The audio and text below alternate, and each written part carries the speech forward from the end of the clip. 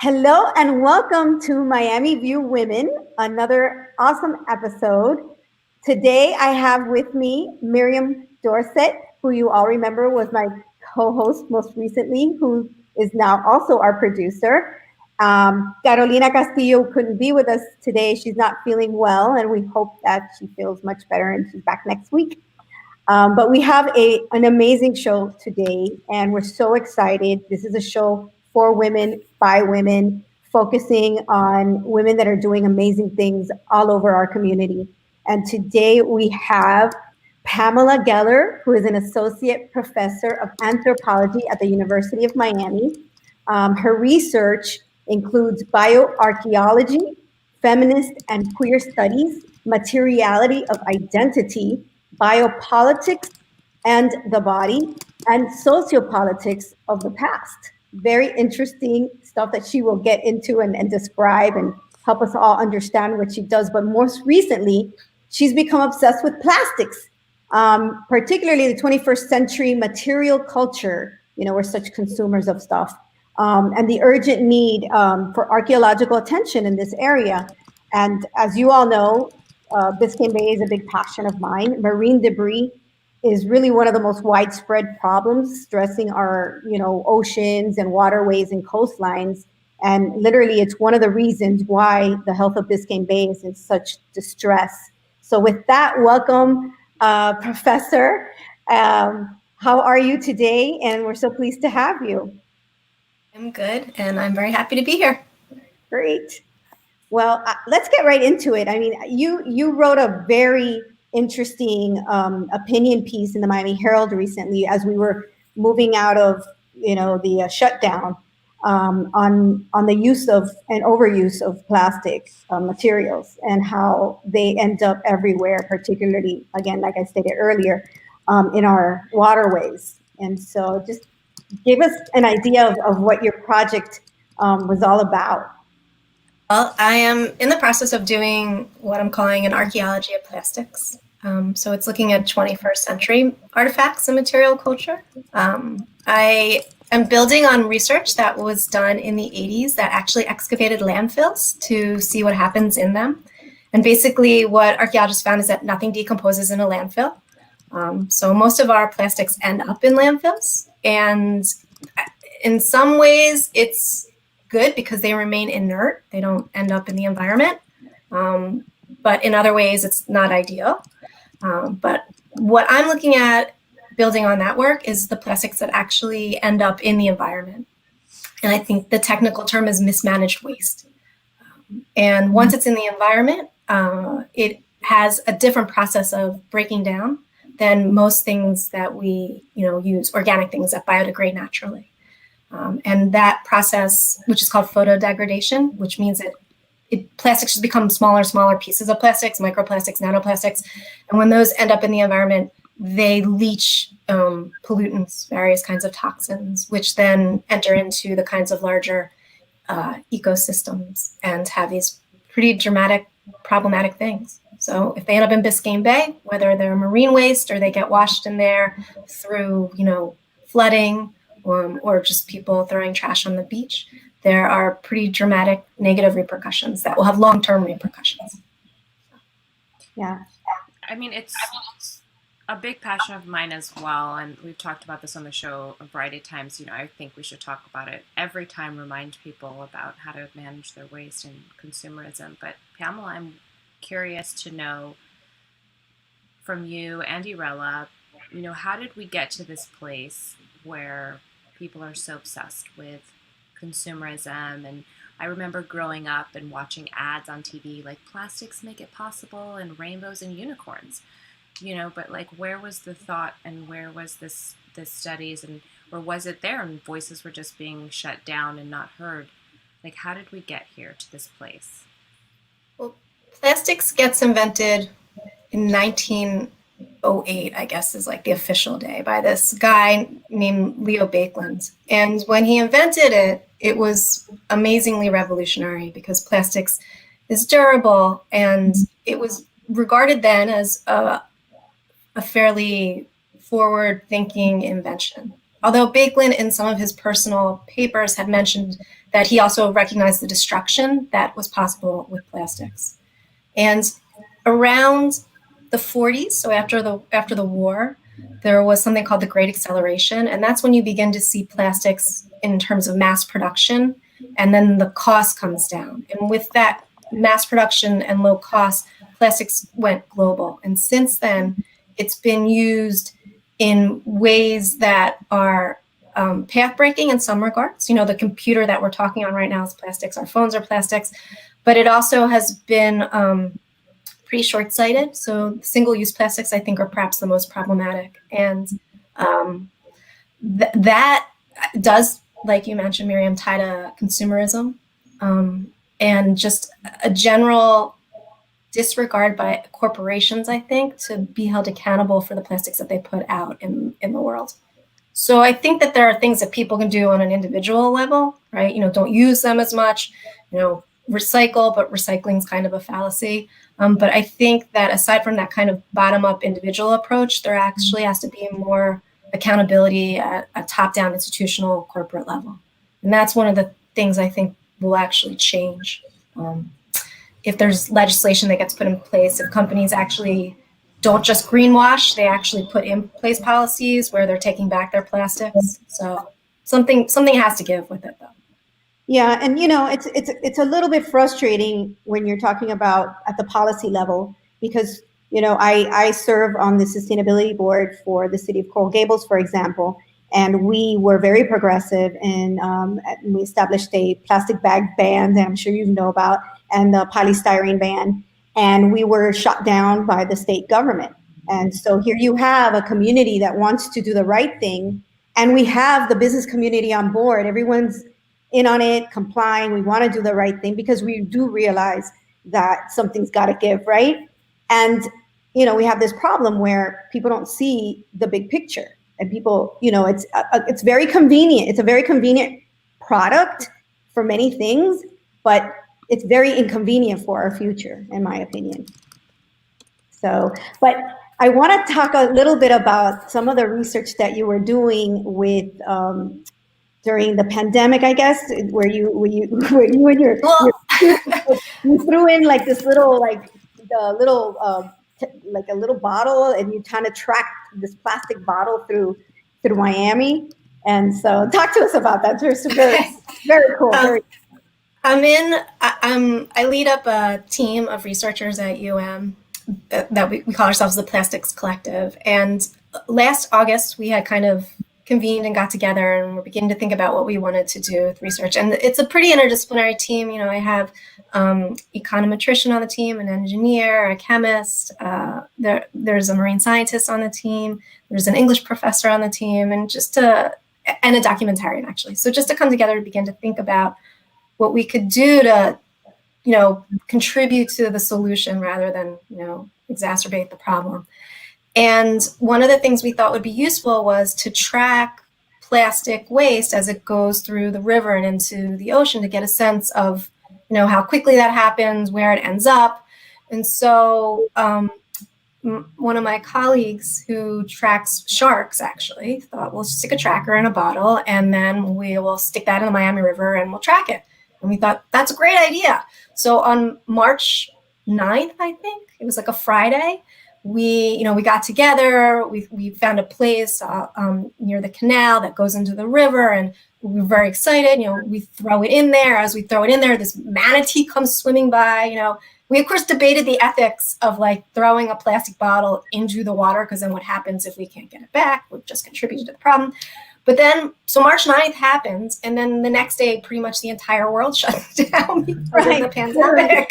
And so, and our librarian who's on our team had given this great idea of naming it the Minion, because, you know, it's doing our dirty work by tracking it. And then we watched it from satellite from our homes, because the University of Miami had immediately switched to online over our spring break. And the bottle actually ended up getting stuck behind a boat, and a gentleman who works at one of the marinas down there had picked it up and called the number, but he only spoke Spanish and it's Cuban Spanish, so I don't understand because it's very quick. So I had to have one of my friends call him and say, find out what this gentleman wants. And sure enough, he had, he found the bottle he wanted to return to us, but we weren't sure what to do because no one knew what was going on in March. And there was still a lot of fear around the virus. I mean, there's still a lot of fear around the virus, but we were trying to figure out what to do. And my kid in the next room says, my 10-year-old says, well, just have him throw it back in the water. And we were like, yeah, we should just have him throw it back in the water, like on the mouth of babes. And so my friend, tells this guy, just throw it back in the water. And then we begin to track the bottle again. When we tracked it until May, and then the signal just disappeared. So we're not sure where the minion is. If anybody's on the river and they find that minion, please, we want it back, But it was a valuable lesson to us. What we could get out of it was that anything thrown in that, obviously we'd have to repeat it again to see, if it's valid, but the bottle moved pretty slowly through the river. And it suggested to us that with big pieces of plastic, like a plastic bottle, there's probably something you can do to catch them before they actually end up in the ocean. And that degradation process kind of kicks in. So that was our research. And since then, we've just been trying to figure out how to move forward with it. But again, it's been a little bit challenging because of the state of the world. Mm-hmm. So, what a cute story! It's a very cute story, and I'm trying to picture this little bottle, floating around. But you're right. Again, the Miami River is really was dredged as a canal to really move water out to provide flood protection. So, and this is happening in many other canals that have structures that open up during heavy rains. And this is really what is impacting the bay in a way, because these canals are built to protect us from one thing, but yet now it's creating, the movement of all this water is creating a secondary problem that we definitely need to address. And, it's part, some of the recommendations in the task force report will be dealing with trying to solve some of these problems. But I think, we're living in the age of so much technology. You put in a tracker in the bottle. So I'm like, this is a call to all the innovators out there. We need solutions, because there are solutions. And I mean, I can see a lot of startups and, all these opportunities as well to just try to solve some of these problems. Indeed. So I'm limited on the history of the river and the structure of it and such, not being from Miami. So these potential larger pieces, we don't have anything currently in place that scrapes it, or because I've seen that in other cities.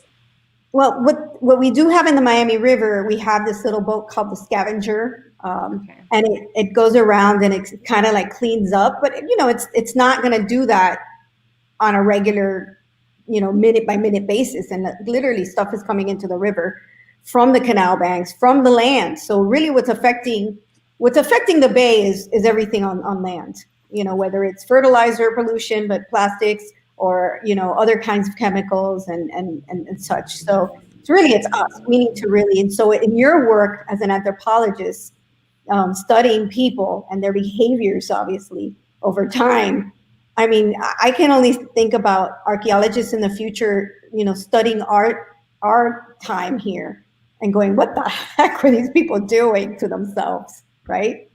Well, I'm convinced there's going to be a layer that's going to be like the pandemic period of discarded mass that people just throw on the ground. Because that was the other thing I became obsessed with after the minion. I find those masks everywhere. They have polypropylene in them in the filters. And I as an archaeologist, I know they're going to be there for millennia. As an anthropologist, I'm trying to figure out why people would just toss masks on the ground.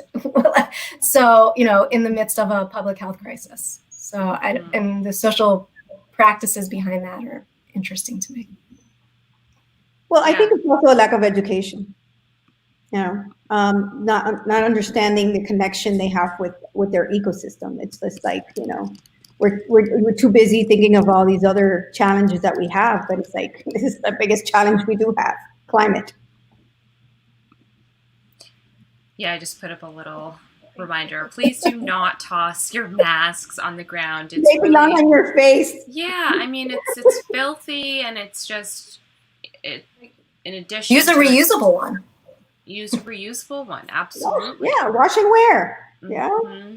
And then that's another issue when we're talking about, recycling, like you said, is really a myth these days. I mean, we're not going to get into that. We don't have time, but really it's reusing and repurposing items that we already have, finding other uses for stuff.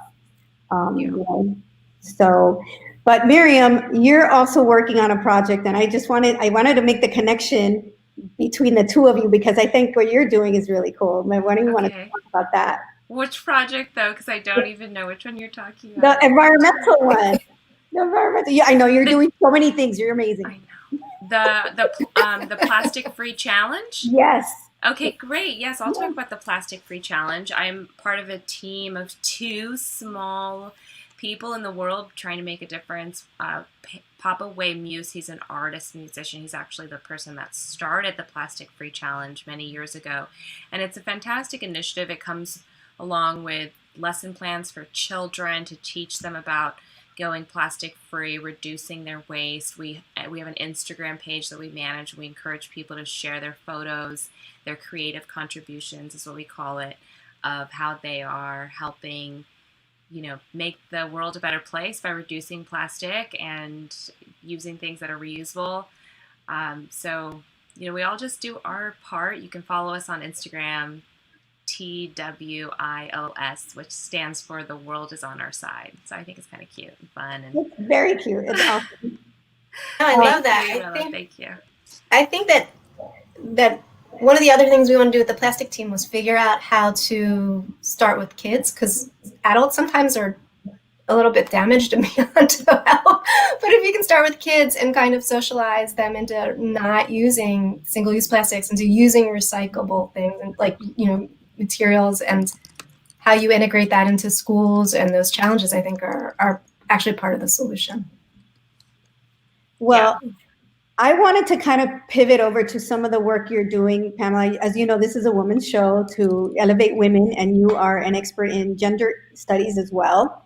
And I don't know if you wanted to share some research, being that we've broken a few ceilings in town and also in other parts of the country. Frankly, it's kind of really cool to see this happening. I think it's great. One of the things that I do with my research is use the past as a means to think about the different ways to be human. But before you can do that, I think you also have to critically evaluate how we interpret the past. And so that historically has been just kind of taking our own understanding of gender and glomming it onto the past. But more recently, there's been a lot of evidence that indicates, these kinds of breakdowns of sexual divisions of labor, which is one of the things that we're seeing now, right? And so that idea of sexual division of labor as something that's tied into human nature really has no evidence to support it in a substantial way, something that is our human nature. Right. Well, I think that, we're celebrating 100 years of women having the right to vote right now. It's just 100 years. Think about that. But I guess, would you say that we're moving forward? Slowly. Okay, that's what I think too. I think like any kind of, civil rights movement or women's rights movement, or, the rights that people gain are very hard fought and easily lost. Mm-hmm. So if people become complacent, then, you can see some of that progress being turned back. It's been amazing to see the world kind of change in the past couple of months. And hopefully that change will be something that is permanent in many ways. Yeah. I'm curious since we're talking about, this topic, because academia is one of the biggest boys' clubs and one of the oldest boys' clubs I remember being in school, and once you get into college or whatnot, and it's just rampant with sexual harassment, sexual abuse, power struggle, dynamics that are off the charts. And it really turns off someone who's, interested and intelligent from continuing their education if these types of things happen. So first of all, props to you for continuing on and getting your doctorate and navigating through that environment. I'm sure that, you have seen a lot of things. But what are some of the things that are changing in academia that with women who want to go into that? None of it seems good right now. I mean, The pandemic, honestly, the pandemic has kind of just showed the fragility of our systems. And one of the things that has always been there has been gender disparity. And that actually has been dramatically exacerbated during the pandemic. That's any profession I think that you would look at, but I see it in academia as well. So with the gender disparity that's in place now, I think is a consequence of a lot of the burden of caregiving, whether it's children or elderly parents or people who are sick, has disproportionately fallen on women in pretty much every single profession. And that gender disparity is, at least amongst faculty, I see as is holding people up in their careers. And I don't know if institutions are so willing to address that gender disparity. The institutions I'm involved with seems a bit resistant to it, addressing it. So yeah, none of it seems as many amazing things that have happened. We have the first woman president, a woman of color, vice president, maybe she'll be president, I don't know. But that's amazing progress. But it's interesting to me that the contradictions that are in place, that we can have that, and we can also have this tremendous amount of gender disparity happening in various fields right now. We're living in interesting times. That's for sure. But I say, and this is why we decided to have this show and have these kinds of conversations, is that women need to help each other. We can't sit around and wait. We've been waiting too long. So it's like, we got to take our turn, in my opinion, and not wait for our turn. That's the way I see it. And that's the way I think that we should start trying to help each other. And so Miami View Women is here. It's kind of a conversation, just to have these conversations amongst ourselves and help the younger generations take what they deserve, really. And that is how I navigate. I had very good mentorship, very strong women who, despite the odds, my mentor was the first woman archaeologist in the department where I got my PhD in the history of the department. And, and it was through, just her mentorship that I was able to navigate that. So being able to pass that along to students or colleagues or friends, is important. And you're paying it forward, obviously, I'm sure. Yeah, most definitely. You have, exhausting, I guess. You have more, are you starting to see more female students come into your department seeking degrees in anthropology? Anthropology right now has about a 50% balance in the parity of who enters in it. But the higher you go up the ladder is where you begin to see, or the leaky pipeline, or whatever architectural metaphor you want to use. By the time you get to the senior professor, there's a massive breakdown. Right. Yeah. We could have a whole episode just dedicated to that, higher education and gender disparity and stories and stories. And maybe we will. We will. Sounds good. Yes. But I do want to circle back to some positive stuff with the plastics and the Bague and the extensive report that came out this week, or I'm not sure when it came out, but I was just reading it recently. Irela, do you have any information, any highlights that we should know about from it? Well, just the fact that, I think back in August, we saw that horrible fish kill that affected the Bague. That was, the alarm that finally came out, and I mean, what we being Bay advocates out there, what we have been stating for quite a while is like the Bay is in bad health. We need to address it, and so this is why this task force was put together.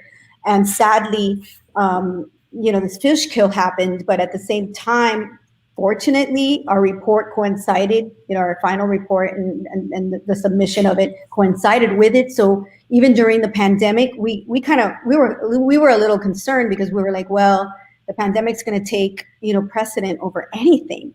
But the Bay is still in really bad shape. We really need to address it. We don't have any more time to not act. And so, fortunately or unfortunately, this fish kill kind of like elevated the urgency of addressing the health of Biscayne from all.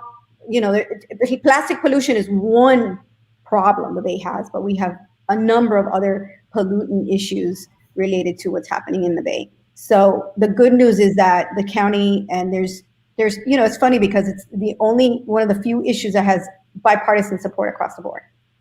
It's not a political issue, thank God.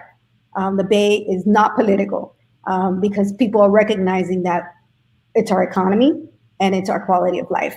And those two things, are necessary in order for us to thrive in this community. So everyone's at the table, everyone's rallying around, and we're very happy about that. And I'm so pleased, Dr. Geller, that you were able to join us today and talk about some of the work you're doing, because I think it's still very important. Just tracking, these, that's going to be very interesting when we sit down with, like, for example, the water management district that conveys the water through these canals and say, hey, look at this research. Look at everything that ends up in the canals, even though they're not responsible for what ends up in the canals, they're still moving water. And so I think that data is interesting to incorporate into our solutions. I mean, the bottles are actually probably the least concerning because they can't be removed. I mean, what's more concerning is when the plastics break down in those environments and become microplastics, because you can't take that stuff out. And then, a fish will eat that. And then, I mean, it's, it goes through the web. So. Yeah. And then we end up eating it. Yeah. So, yeah. Yeah. And then people wonder why they get sick, or they, there's all this cancer all over the place. Right. Yeah. They've seen it already. They find microplastics in the bloodstream of people. It's very sad. It's very sad. So we need to do something, but I think, again, every individual can do something. Mm-hmm. So it's a work in progress. Yeah. Pamela, where can people get in touch with you to help your work, support, ask questions? Well, they're more than welcome to reach out via email. All my information from the university is public. I make my students do a project on plastics. So we have an Instagram account where they post images of plastic artifacts, and that's Plastics as Material Culture. And if you see something, I'm more than happy to post it. But that's one way. And then that's a great way to engage students. It is. I mean, I think they find it disturbing when they actually have to log how many plastics they use in a course of a day. So, but I do it as part of their archaeology. I'm looking at this Instagram. But I got to tell you, that's a great homework for just anyone to log their plastic use. I think it's overwhelming. It's a great educational thing to do. I think we should do that. We should do some kind of plastic. Part of the plastic challenge should be that too. I'm telling you, this Instagram is already very entertaining, Irela. I know. The pictures on here, I cannot even. Enough of these. So these are all local. This is all Miami plastics that we're seeing. Well, I haven't taught the introduction to archaeology class since last spring. So the stuff that's posted on there is usually stuff that I encounter in various places. But mostly it's been the mass recently. And then also for a while, I was obsessed with those dental floss pics. Yeah. I don't understand why people toss those on the ground either. They can't be picked up because, they can't be recycled. They, every time I watch it rain in South Beach, I know they end up in, the waterways. So to me, it's the artifacts, right? As an archaeologist, I'm always the idea of an object and what that the significance of that object, right? What it can tell us about things like consumerism or, beauty ideals or public health. You look at something very small, it's a small thing forgotten, and it allows us to begin to talk about things that are much bigger. Well, my pet peeve is cigarette butts on the beach. Like, why? Like, why? Why? They have plastics in them too, yeah. All kinds of chemicals. Mm-hmm. Well, on a happy note, there's a lot of attention now on this issue, and hopefully we brought a little more of it through our show. And I just want to thank you for taking the time on a Friday evening to share some of the interesting work that you're doing, and anything that our show and us girls can do to support you and your work. We're here for you. So thanks for joining us. And Miriam, if you want to close up. Yeah, thank you so much. It was fun to come back for a little episode. And of course, Carolina, we're thinking of you. We have you and your family. And we're excited to see what art we missed from your daughter last week. I know. But we'll be back again next week with a very exciting guest. We've got Nicole lined up to talk with us about Girl Trek and some things that she's doing in Overtown, the community there. So it should be pretty exciting. Fantastic. All right, everyone. Well, thanks for joining Miami View Women, show for women.